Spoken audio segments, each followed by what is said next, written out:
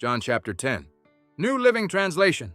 I tell you the truth, anyone who sneaks over the wall of a sheepfold, rather than going through the gate, must surely be a thief and a robber. But the one who enters through the gate is the shepherd of the sheep. The gatekeeper opens the gate for him, and the sheep recognize his voice and come to him. He calls his own sheep by name and leads them out. After he has gathered his own flock, he walks ahead of them, and they follow him because they know his voice. They won't follow a stranger. They will run from him because they don't know his voice. Those who heard Jesus use this illustration didn't understand what he meant, so he explained it to them. I tell you the truth, I am the gate for the sheep. All who came before me were thieves and robbers, but the true sheep did not listen to them. Yes, I am the gate. Those who come in through me will be saved. They will come and go freely and will find good pastures. The thief's purpose is to steal and kill and destroy. My purpose is to give them a rich and satisfying life. I am the good shepherd. The good shepherd sacrifices his life for the sheep. A hired hand will run when he sees a wolf coming. He will abandon the sheep because they don't belong to him and he isn't their shepherd. And so the wolf attacks them and scatters the flock. The hired hand runs away because he's working only for the money and doesn't really care about the sheep. I am the good shepherd. I know my own sheep and they know me. Just as my Father knows me and I know the Father. So I sacrifice my life for the sheep. I have other sheep, too, that are not in this sheepfold. I must bring them also. They will listen to my voice. And there will be one flock with one shepherd. The Father loves me because I sacrifice my life so I may take it back again. No one can take my life from me.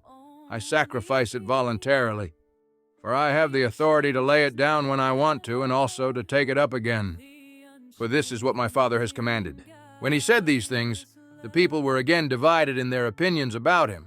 Some said, he's demon-possessed and out of his mind. Why listen to a man like that? Others said, this doesn't sound like a man possessed by a demon. Can a demon open the eyes of the blind? It was now winter, and Jesus was in Jerusalem at the time of Hanukkah, the festival of dedication. He was in the temple, walking through the section known as Solomon's Colonnade. The people surrounded him and asked, how long are you going to keep us in suspense? If you are the Messiah, tell us plainly. Jesus replied, I have already told you, and you don't believe me. The proof is the work I do in my Father's name. But you don't believe me because you are not my sheep. My sheep listen to my voice. I know them, and they follow me. I give them eternal life, and they will never perish. No one can snatch them away from me. For my Father has given them to me, and he is more powerful than anyone else. No one can snatch them from the Father's hand. The Father and I are one. Once again, the people picked up stones to kill him. Jesus said, at my Father's direction I have done many good works. For which one are you going to stone me? They replied, we're stoning you not for any good work, but for blasphemy. You, a mere man, claim to be God. Jesus replied, it is written in your own scriptures that God said to certain leaders of the people, I say you are gods, and you know that the scriptures cannot be altered. So if those people who received God's message were called gods, why do you call it blasphemy when I say, I am the Son of God?